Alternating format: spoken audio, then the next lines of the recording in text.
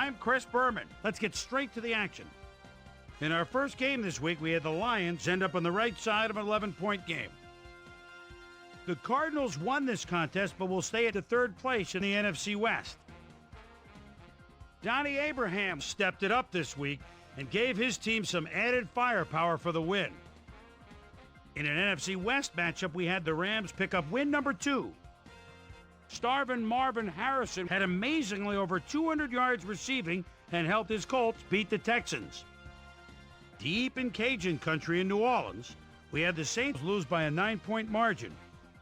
Bengals, Redskins. Lose.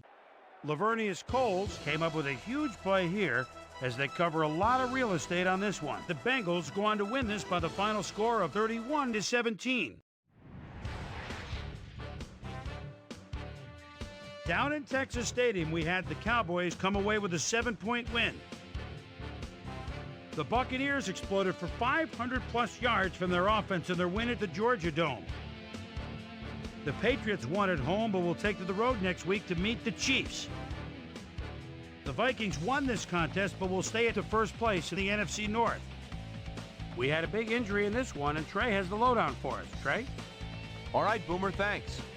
Luckily, we had a relatively injury-free week, which makes my job just that much easier. Kenny Mixon might be the biggest loss on this list. He'll be out for the rest of the regular season. There's a chance, however, they'll get him back for the playoffs.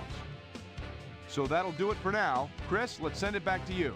Bears, Titans. Thomas Jones is in the backfield at the 37-yard line, gets the pitch, spins right there, whoop! And then at the 20, the 15, the 10, the 5, touchdown! The Bears win this one by the final score of 34-30. Jake Delhomme had another fantastic week, and in the victory kept the streak of landmark stats alive. And last but not least, we had the Browns come away victorious. So another week in the books here on ESPN, but what do you say we hand out a few game balls before we go? Here's my primetime players. That'll do it, sports fans. I'm Chris Berman, and thanks so much for joining us here in the Bristol studios. We'll see you next week right here on ESPN, the worldwide leader in sports.